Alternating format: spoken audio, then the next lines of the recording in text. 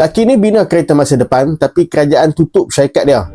Nama Preston Tucker, tahun 1946. Perang Dunia Kedua baru tamat.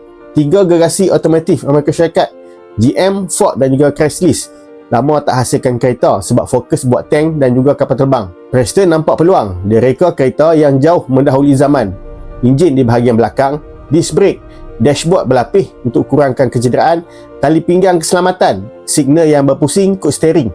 Semua ni standard keselamatan hari ni, tapi pelik ketika zaman tu.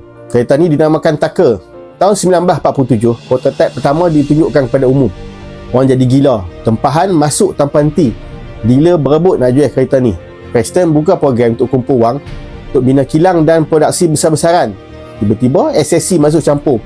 SSC ialah Suruhanjaya Security dan Bursa Amerika Syarikat, badan yang pantau pelaburan dan pasaran kewangan. Mereka dakwa Preston buat skin cepat kaya. Kereta ni cuma fantasi. Masalahnya kereta tu wujud, boleh dipandu, kelajuan maksimum 150 km sejam. Sangat laju pada era 1940-an. Tapi siasatan besar-besaran ni jadi bahan media. Akhbar mula hentam. Kepercayaan awam runtuh. Preston terpaksa hentikan produksi dan pecat 2,000 orang pekerja. Dia didakwa atas penipuan dan konspirasi. Di mahkamah terbukti dia tak bersalah. Tapi sudah terlambat. Syarikat tutup, modal habis.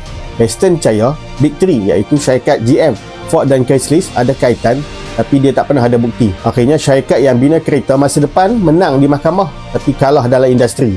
Dia hanya sempat bina 51 unit Tucker, 47 masih wujud sampai ke hari ini.